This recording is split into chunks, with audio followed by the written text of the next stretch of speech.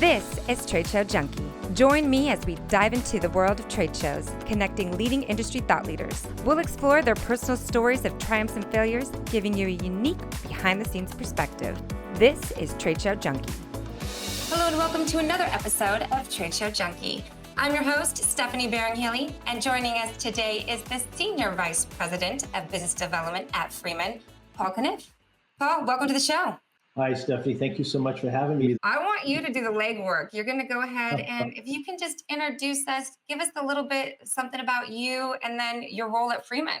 So I've been really fortunate. I've been in the trade show industry, hospitality industry my entire career. And like so many of us, particularly I think of my generation, I 100% stumbled into it. And when I say that, when I was a lot younger, I was a pretty good ball player. And at one point, my mom did an interview for a local newspaper.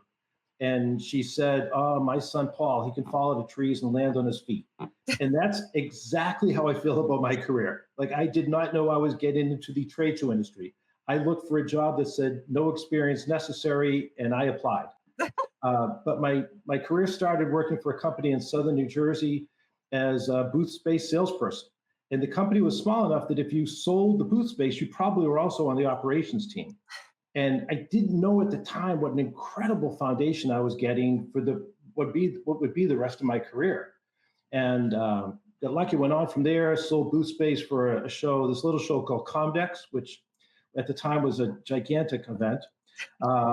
Worked in the hotel industry for Hilton Hotels for a couple of years. So I got this perspective of what it's like to be on the facility side of things. The only really break I took from pure trade show, I went to work for a client of mine. I had sold booth space to this exhibiting company. They hired me as their national sales manager, but I got to exhibit at about 20 events a year. And what a perspective that gives me, especially now on the side that I am as a general services contractor. Stephanie, we were 10 by 10 at gigantic shows. We were 10 by 10 at Comdex. So I know what it's like to slog through the exhibitor services manual. I know what it's like to try to understand the lexicon that we use in our industry and have it make sense. For it not to be your full-time job as an exhibitor. I was the sales manager. Trade shows were just part of what I did. And I think that empathy that it's created for me has gone a long way with how I feel that we treat our exhibitors on the projects that I'm on. But most of my career, I've been on the general services contracting side of things. I've now in my 10th year with Freeman as Senior Vice President of Business Development. I've got a team of business development professionals that report into me. I'm still actively involved with a few accounts. One of them is Emerald, gratefully. A show called SEMA, SEMA, which is just this spectacular event that I'm fortunate enough to do every fall. And right now I'm in the process of a team onboarding a new client called World Pet Association and Super Zoo. And that's really exciting for me. They had been with a competitor of ours for over 2 decades. So we're just in the process of onboarding them, and that's a really cool experience too. So in addition to all of that, I'm on several internal committees. So it's a full schedule, but it's a fantastic schedule. So very robust. So I have to ask you, 10 by 10, only because I've worked with so many clients, what was the hardest thing about being an operator of a 10 by 10 booth space amongst the giants of all the big guys with their huge booths? What was that like? So there's a couple of great lessons that came from this. And I am by nature an optimistic person. So one lesson, absolutely, I did the most business on the last couple of hours of the last day of the show. When everyone else, the tape guns were out, you know that sound that it makes when tape guns come out early, and it's just like fingers on a chalkboard if you're in our industry. I stayed and I worked that booth. I worked it till the last possible second because we needed every lead we could drive just to justify participation. So that was one lesson. We did a great job of pre-planning. So there wasn't email back then, but we really did a great job of inviting people to the booth and working it really, really hard. So we did a lot of things well, but it also gave me great empathy to how hard it is oftentimes I was the only person in the booth. So to go to the service desk and get in the line, that was a real inconvenience. I was missing out on possible leads. So now, certainly, I know Freeman the best. We have concierge on the show floor. So we were able to bring the customer service right to the booth. And so that takes some of that pressure off a 10 by 10 booth. So, but you're right. It was an amazing experience. And now decades later, I still think back to what I learned from being an exhibitor. It's so interesting because you have the 10 by 10, the starter kit is what I like to call it. And you're right, you have to optimize every minute, every dollar amount that you put into it. And by staying to the very end of the show, it's so important for your business. And you just never know who you're going to meet at those last minutes. So I'm glad you mentioned that. And it was so critical for us. But again, I'm thinking of all the different takeaways now from that experience. And one of them is that the 10 by 10 is really the person that needs Emerald, the show organizer, or us, Freeman, as the trade show experts more than anybody else. I think that's where we really have to dig in and help. 50 by 50 booths or the bigger ones, they have an expert. They have a trade show manager that does that. And they know their business really, really well. But the 10 by 10, it's usually someone else's adjunct job to what they really do. Um, and through that, I met really terrific people at a bunch of different service contractors that I'm still friendly with because I was constantly asking for help. Yeah. So fantastic experience. Step one, always ask for help. If you don't ask, you're never going to receive it. Absolutely. So leads into, okay, so are you a big sports fan? Oh my gosh, yeah. Yeah. You know, I had to ask because certifiable sports junkie. Yes. okay, because you worked with some of the most amazing companies. We've got MLB, right? And I think also Yeah. Hockey League. Tell us a little bit about that world because you worked with them and I'm dying to hear those stories. So yeah, a certifiable sports junkie, and particularly baseball at most times in my life. So I've been so lucky. I've worked on Major League Baseball's All-Star Game and Fan Fest, and I worked on the National Hockey League's Winter Classics at a couple of different points in my life. And so mostly they're just fun. Like, yeah, they're hard work, but to be part of that, if you love sports, it's a blast. But the biggest takeaway, if you'll just bear with me on this, from those experiences, in both of those experiences, my actual client was a company called BAM, BAAM, and their president's a woman named Anne-Marie Rowe. And so we were contracted by them. They were contracted directly to the sports leagues. And Anne-Marie Rowe is easily one of the most dynamic, brilliant individuals I've ever met in my career. And she is responsible for both of those activations that take place. And you can't work side by side with Anne-Marie without being impressed by her leadership, the culture she creates in her own team, the extraordinary attention to detail on every aspect of what they do, the creativity. So the projects were cool, Stephanie, and that's definitely a part of it. Like, I'm not going to deny it. They were awesome. But when you work side by side with someone like that, some of it's bound to glean. You're bound to take some of that as a takeaway. And that's what I remember most, was that relationship and learning from someone that I think is so, so extraordinary. And the really cool thing, over the years, Anne-Marie's company was subsequently purchased by Freeman. So they're now a Freeman company. Oh. So I still get to work with her on a lot of different projects. She's still one of the most amazing people I've ever met in the industry. And I think for me, another takeaway was I've been super lucky. Like, I've worked alongside just giants. I worked for Sheldon Adelson at one point. I worked for Sandy Angus at one point. I just mentioned Anne-Marie Rowe. I worked for Bob Priest-Tech, who I think is a legend in our industry. And you work in that environment with people as talented as they are, it definitely instilled in me this desire to raise my game to their level. And that's what I think about with Anne-Marie. I wanted to be at that level. I wanted to be able to compete and belong in that game. And I think that constantly striving to belong with the best, I think it impacted my entire career. So the events were super cool, but it's what I took away, I think, from the people around the events that was even cooler. Well, I'm very impressed. So my family, we're San Diego fans, Padres. Your day will come. We got tough seasons. Tough seasons. And you lost the Chargers. Yeah, we did. And we go to Fan Fest every year, and it's the most interesting thing to do with family because you actually get to see your heroes. You get to go in. It's a dynamic experience. So I love the fact that you were able to partake in something like that, where it's more of a B2C, where you're bringing in fans. It's that fandom where people just get excited about it. And That that's big. That's a very big job to do.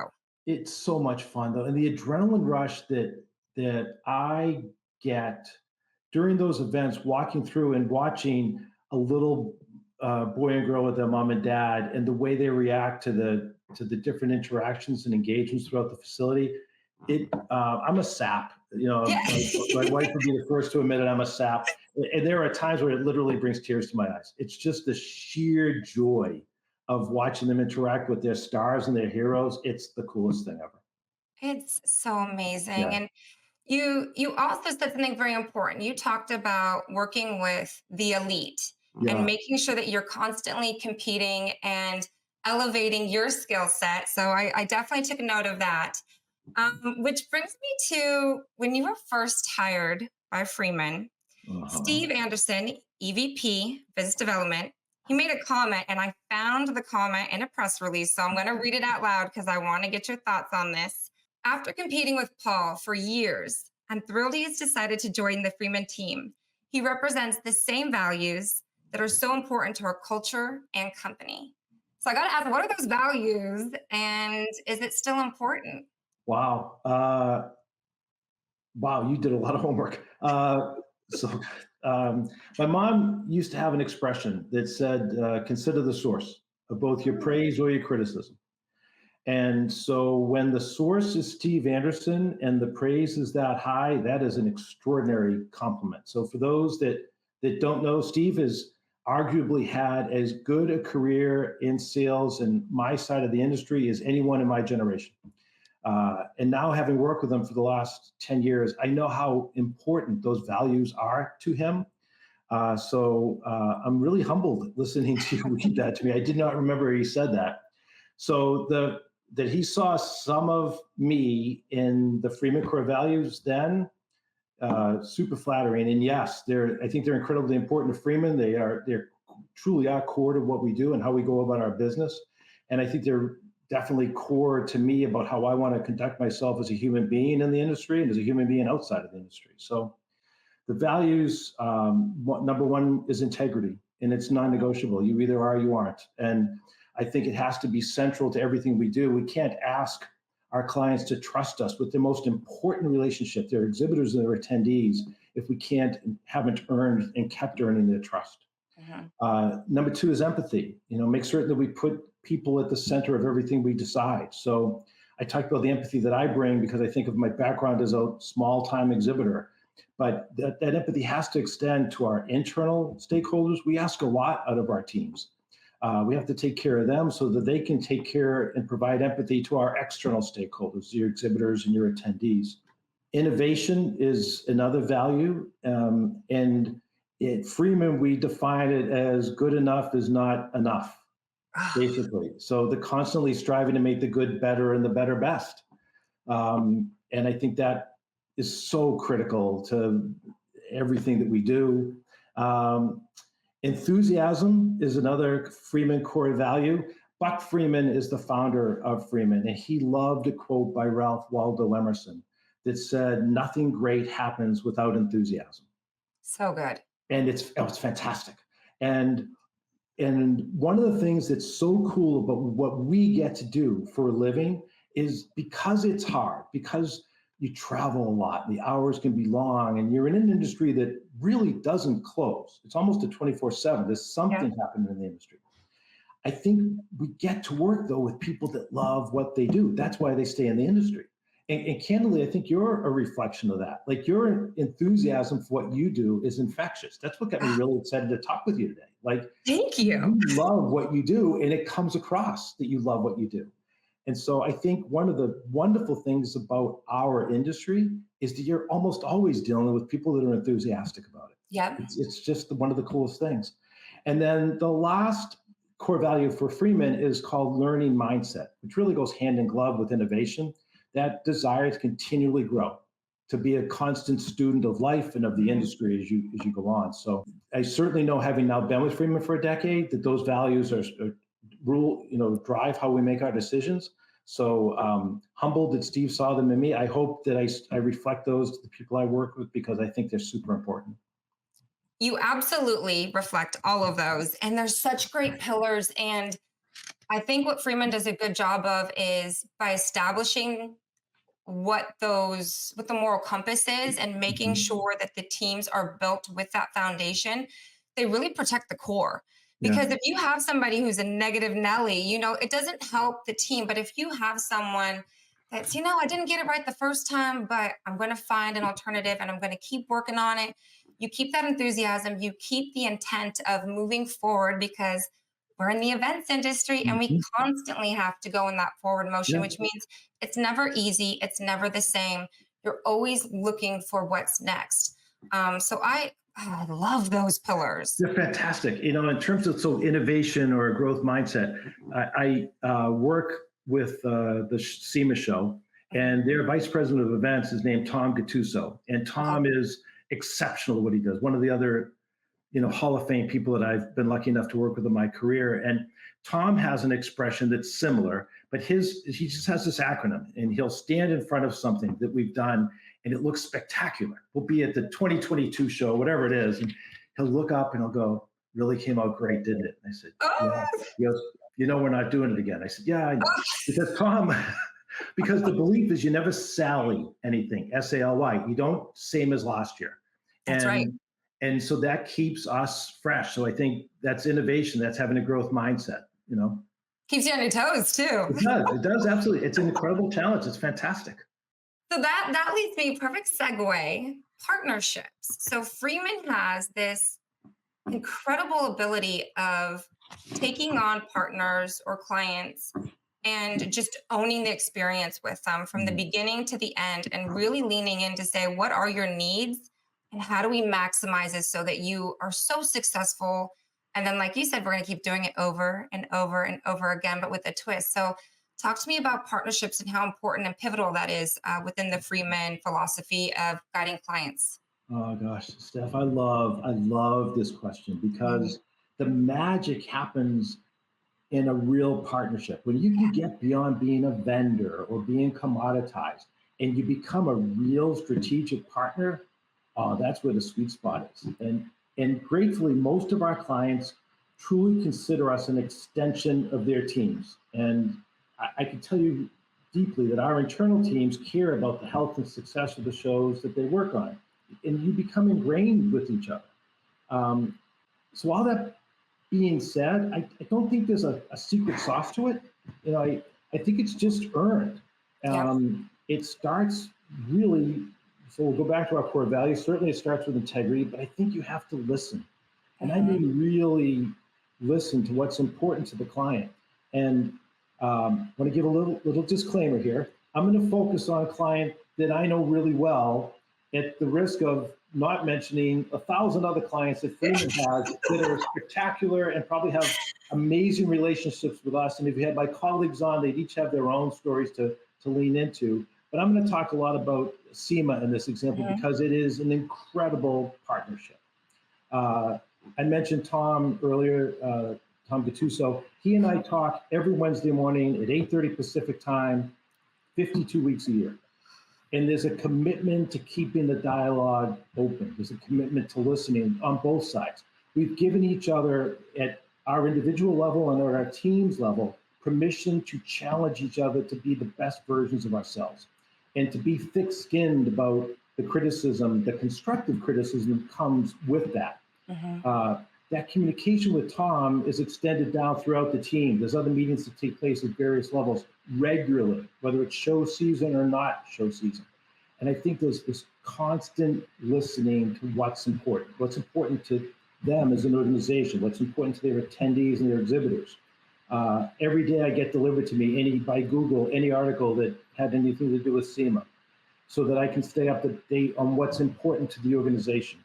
I've been lucky enough to form relationships with exhibitors, and I talk to them periodically about their unvarnished truth as to how we're doing delivering for them. Are we delivering excellence for them?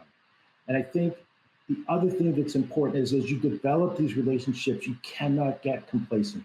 That's right. You can't lean into the fact that Tom's my friend or Stephanie's my friend, that Hervé Sedki is my friend. You have to continually, day by day, earn their trust, earn the relationship, and earn that partnership. Because when it happens, oh my God, it's spectacular. It's spectacular. It's magic. And just on the flip side, so we work with Freeman, all of our teams, and specifically my team, we love our partnership because you're Yeah. right. The trust, it's built and it's built over time and it's built with every note, all the feedback, all the sessions. There's a Mhm. lot of time in that, but Mhm. every time we do it, we evolve. And I Absolutely. love working with Freeman because you're right. At the same time, you're not going to hurt my feelings. And I would rather know in this room all the reasons why it's not going to work Mhm. so that we can solve it. So that when we have this amazing event where we host and we bring in our community, I want the attendees and the marketers and the exhibitors, everyone, they came for us, for the Yeah. event, to celebrate the industry. So I recognize all the work that your teams do, and it does not go unnoticed, and it's truly appreciated. Oh, thank you, Stephanie. And I think another thing that I'll go to SEMA for a second that I wanted to touch on. I think is really critical here. We have another commonality between our organizations, and this is true of a lot of great organizations, but both SEMA at times and Freeman will hear, well, you're big. Yeah. And it's interesting. I talked about Buck Freeman, the founder of our company. Mhm. Buck had another expression that said, I was never really focused on being the biggest, only being the best. Okay, so that's a Freeman perspective. SEMA's mission statement tasks them with producing the industry's leading trade show, not the biggest trade show, but the best trade show. I Mhm. think it's that singular focus on being the best that's created growth. But there was never an attempt to just grow for growth's sake. It was just being good. And I think that focus on excellence that we bring to them or bring to our relationship with that you referred to with Emerald and ASD, it's focusing on being excellent and trusting that that's the North Star for both parties that creates a great partnership. Nailed it. Growing with intent, right? You got to grow with intent. You have to Yes, understand what you're yes, doing. And you're right, to be the best, it requires a lot of work. it does. That's why It we does. need you. Yeah. There's no simple way to be awesome. I mean, but work hard and you can be it. That's right. Yeah. So I'm going to go back again. 2020. We won't say what happened around that time frame because events world doesn't want to recognize it or talk about it. But we learned a lot. But you were at a panel with some amazing industry experts, Wow. and I think it was called The Great Restart. Dun dun dun. But pretty much it talked about the new frontier and where events were heading. So, going back on that question, the new frontier, where are we going for 2024 in the event space? What do Yeah. you see happening? So I do remember doing that panel. In fact, I'm one of the things I was very conscious of ever since that panel, and I'll be embarrassed myself a little bit, is that I leaned in so close that I think all everyone got to see was my bald head. So, so that was the number one takeaway I had from that. But really, there's several things that we learned coming through the pandemic, and I think it was important. There were a lot of people that use the expression, "Let's not waste the pandemic," and so there's a couple of different learnings, and I think one is we learned what we lost. We like you alluded to, we relearned the value of face to face, and Freeman does an awful lot of industry research that we share out, and one of the things we found out is that in the process of sort of relearning the value of our channel, how important face to face is, that it's moved decision making on exhibiting in many cases has moved from a sales function to the CMO level. And that's a big thing for our industry to be there. The other thing, earlier this year, we released, I think in the spring, we released the 2023 Freeman Trust Barometer. We partnered with Edelman, who's a company that's famous for their trust barometer, and 77% of the people that were surveyed said that face-to-face was their preferred channel for interacting with brands. 77% said that they felt more trust in a brand they interacted with at a live event. That's a pretty significant number. Huge number. Huge. However, it's even better. 84% of people 45 and under said face-to-face was their most important channel, and they trusted brands that they interact with more. So unlike what I may have guessed, Paul may have guessed that it was older people that were really in, and the younger generation maybe wasn't as in. 84% of people under 45 believed that face-to-face was their preferred channel, and they had more trust in brands they interacted with at live events, which goes perfectly with other Freeman research that says coming out of the pandemic, baby boomers, are exiting from the workforce. The average age of an attendee at trade shows since the pandemic has gone from 51 to 44. Wow. Perfectly in the sweet spot of the people that feel the most bullish about the face-to-face and live event industry. So I certainly know at Freeman, we are really excited and really bullish about what the future will bring, because I think we've got a 20-year runway of a 44, 45-year-old in their career believing that face-to-face and live experiences is the best way to interact with a brand. So super excited about what the future will bring. I think it's interesting. It's kind of, so I work on the retail side and we talk about omni-channel. And I think that COVID taught us that we could utilize all these different tools, and it was going to enhance our careers and the way that we engage with coworkers and clients and everything like that. So you have a Zoom, which gives you a face-to-face, but it's not satisfying. It's perfect for your in-between times. I don't go to an office right now. I'm at the house. So any event that I get to go to is just, there's people and they're alive. And I get to ask them questions, and everyone's very open to you now coming up to them, where I think that before COVID, you and I chatted about this, I think people got comfortable and jaded saying, oh, I can go to the next one. I can do this. Here it's, no, if I don't go, I'm going to miss out on a valuable opportunity to meet, network, learn, and continue growth forward, which I think is so important for this industry. Yeah. What did you just say to me? Nailed it. I agree with you completely. I am so excited to be part of the industry coming out of the pandemic, because I feel like the value of what we do has been re-energized and people don't take it for granted. So absolutely. And I just went, I was telling you also, I just came back from MJ BizCon. Yep. And it is a cannabis show, and the people there, the community is so deep. So it's very diverse in terms of who they work with. Everything from women independent businesses to, we have tribal. I mean, they did such a good job of recognizing they have one room that they convert, and they have constant rotation. And each event is its own little group or little community that's very into something, and they recognize it, they support it. And it's important. I think that's something also that we're going to see more and more towards the future, is how do you recognize certain groups that are going to events where maybe they're not all the same, but you're going to segment based on their needs, their strategy, and their overall wants within the industry. Yeah, no, first of all, MJ Biz is a spectacular event.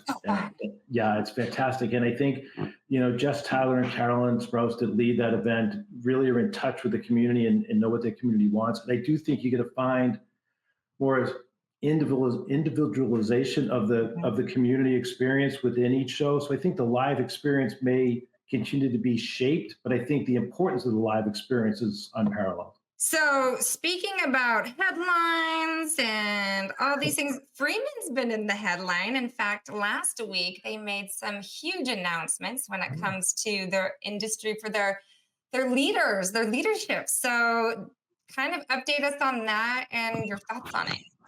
Yeah, so for those that don't know, last week, Bob Priest-Tech, who's been the CEO of Freeman and been our leader for 15 years, announced that he was retiring at the end of our fiscal year, which will be June 30th of 2024. And that Janet Dell, our current president, will ascend to the role of CEO. So let's talk about Bob. Bob, in my opinion, candidly, I mentioned him before as one of the legends that I've worked with. I think he's an iconic presence in the industry. And I would have said that pre-pandemic. But to me, he brought himself to another level, not only with his leadership of Freeman going through the pandemic, but his leadership of the industry going through the pandemic. He started Go Live Together, which brought a lot of different normal companies that normally compete with each other, associations that normally compete with each other, all together for the greater good of the live event industry. And I think the leadership that he showed through that cemented any Hall of Fame that our industry has for him for forever. So I think he's been brilliant for us. candidly, on a personal level, he's been exceptionally good to me and really good to my career. So if there's a Mount Rushmore of icons in the industry, I think Bob's face belongs on it. He's been spectacular. And I don't know if this is the right cliche, but talk about an embarrassment of riches. So Bob's gonna retire, he's gonna move on. We have 7 months from that date. We know our succession plan. Our succession plan has been announced. And we have someone as amazing as Janet Dell to step into this role. Like Janet joined Freeman in 2018. Okay. Had the luxury of going through the pandemic with us. Poor thing. God, she stayed with us. But she is just this dynamic, strong, decisive leader, and leader in capital letters. Like, she's outstanding. So I think I speak for everyone at Freeman that we're really grateful for everything that Bob has done for us, and he will be missed, but really excited about moving forward under the leadership of Janet. Just so grateful to have both of them. It's so interesting because in the event space, you either love it or you hate it. That's the Yes, common joke 100%. within all of our teams. And you know real quick if someone can hang. So it sounds like she's been in the lion's den, survived it. She's going to be just fine. Oh, she is fierce and strong and empathetic and funny and brilliant. And yes, she survived through, like we talked about, this surreal pandemic with incredible strength. And so I'm super excited that I'll hopefully finish my career, working under Janet's leadership. She's spectacular. So good. Well, you better throw Bob a big party. It sounds like he deserves some kind of huge, I don't know, take him somewhere, whatever his favorite thing is, to a game or something, but he celebrate. deserves a lot of accolades. And I hope and expect that he'll be getting all of those as he wraps up the next 7 months. Yeah. Well, speaking of leaders, you, like I said, are very well respected. And I want to get your thoughts just on, we talked about challenging ourselves. We talked about always trying to educate ourselves so that we are more improved for the next season, right? So for individuals in our industry or any career, what are some of your recommendations to constantly move forward and be better? Yeah. So it's funny when I think about things like this, I don't want to sound like a simpleton. I'm not big on secret sauce. I'm big on hard work. Yeah. And just digging in and getting things done. So I'm going to lean into growth mindset. I think the most important thing is to be a constant learner. I start most of my days, if I'm in the office, I start every day with a cup of coffee, standing at my desk, looking through industry emails, industry newsletters, perusing LinkedIn for news on the industry, clients, competitors. I mean, that's the start of every single day for me. So what I say internally is if this is your career, act like it. Get involved. IAEE has been really important in my career development. So if you're able to be part of it, there are wonderful regional chapters all over the country that are doing great educational sessions and having great networking events. You don't have to get budget to go to Expo necessarily. And as much as the education is important, the networking, it may be even more important. There are relationships that I made literally decades ago, starting off at Expo or IAEE's regional events, that are still vital to my career today. People I still lean into for advice on different things. So I would advise that. Just get involved, keep a growth mindset, be a sponge, soak it all in. There are wonderful people. And we talked earlier about the enthusiasm of people in this industry, that you either love it or you don't. And if you don't love it, you're gone. And if you do love it, you're in for your career. And the cool thing about people like that is they will share with you. If you ask them questions, if you show an interest, they will gladly share their best tips and practices of how they got to where they are. So get involved in the industry and it will pay dividends exponentially. And you served a chapter, didn't you, for a little time? Yeah, I was chapter chair for the New England chapter for 7 years. So I was either a really good chapter chair or really bad at succession planning. But I did that. I was the chair of something on the national group. I think it was the Chapter Leadership Council. I was the chair for a year. And then I won a merit award and I won a distinguished service award from IE. So they've been very good back to me, but Nash, I got way more from them than they got from me. Look So at you, fancy with all these awards. Look I at know it you. must have been slow years. But you're right. I mean, just get involved. And Yeah. that's with any career. And you're right. There's always those. I love looking at people in the industry and outside of the industry where I go, I love what they're doing and I want to I'm paying attention because I want to keep growing. And if somebody's doing it right, that's somebody that I want to follow. And that's somebody who I want to talk to. I want to say, hey, I am watching you and you're doing amazing things. Do you have any tips for me? And then I'm going to pass those along too, because I want to have the mentorship and also the mentee kind of mindset so that you can go both directions. Exactly, Stephanie. I know how busy your CEO Hervé Sedgui has to be, but I will go. I've gone to him periodically over the last couple of years and said, "Teach me, coach me." And every single time, if he can't do it right then and there, he makes the time, sticks to the time, and is willing to share the experience that he has. So, and I think he's very typical of people that I've met in the industry. They love what they do. They're happy to share their thoughts and their expertise and their advice. And I just say lean in. And like you said, get involved. Mm-hmm. Here's a little secret. So while I was at MJ BizCon, Hervé was actually there. And this tells you the kind of CEO he is because he just sat at a table with a few of us. We were all having dinner. And he just sits and he just starts engaging and he tells us stories and he asks us, how are you doing? And that's not uncommon for him. He actually has an open door policy where we can email him as part of being Emerald at any time to ask him questions or advice. And I wish more CEOs would do it, but I know both you and I, we work for companies that we're taken care of on that part. Absolutely. Both of us do. And we're both so fortunate to be in that situation. Yeah. So I'm going to wrap it up. We're going to do final thoughts. Oh boy. And this is very dear to my heart. So you have this career. Yeah.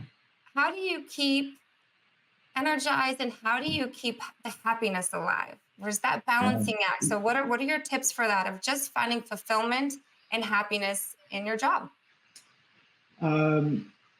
Gratitude plays a huge part in my personal life. I am a big believer in being grateful for all the different things that I have, and I have much to be grateful for. So I keep that sort of at the center, both professionally and personally. What a cool way to make a living. I mean, it's given my family a great life. Stephanie, I've done shows from Singapore to Abu Dhabi and Dubai to Melbourne, Australia, to every major city in Canada, every major city in the United States, London, Paris, Berlin. I mean, I've been all over the world to produce events. And how lucky could you be? I grew up in this really poor neighborhood in inner city Boston. I was just hoping I could get out of that neighborhood. So I am eternally grateful to the industry. I still to this day feel the same rush I did at the beginning of my career.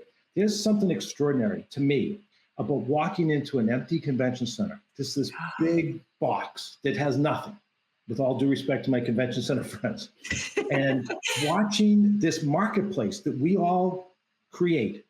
And then during the show, watching the interaction and knowing the commerce that's happening, the connections that are taking place in a marketplace that we built still gives me this massive adrenaline rush. About a month ago, I got back from the SEMA show. I go to there for 14 days. And I describe it to anyone I know that is a 14-day adrenaline rush. To watch the throngs of people that come together. You just saw this in MJ Biz, and the business that's interacted in the marketplace we create, it gave me a rush decades ago, and it gives me a rush now. I love that part of what we do.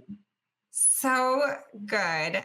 And to add on that, not only do I love the floor being built up, post-show or even during the show, our marketing teams do such a wonderful job of capturing the moments of people just laughing and smiling and enjoying that experience. And you're right, it's pretty cool. It's hard to get mad at a job where you bring people together to enjoy themselves and those that they surround themselves with. So I think you're right on. Yeah. And then, I mentioned my wife is in the industry. She's a show manager. So it was through the industry that I met my wife. My oldest son is a hospitality major in college, an intern into the Marriott right now. So, and has been to several shows. So I try to make certain that they are involved in what I do, and see the benefits of the hard work or the travel and what it has meant to our family, the trips we get to take because of it. So I make certain to keep them super involved in everything. But the industry really is part of all of our lives right now. That's going to be our spinoff show. We're going to do matchmaking. Matchmaking at the event. It's going to be so good. Move over, Bachelor. Yep.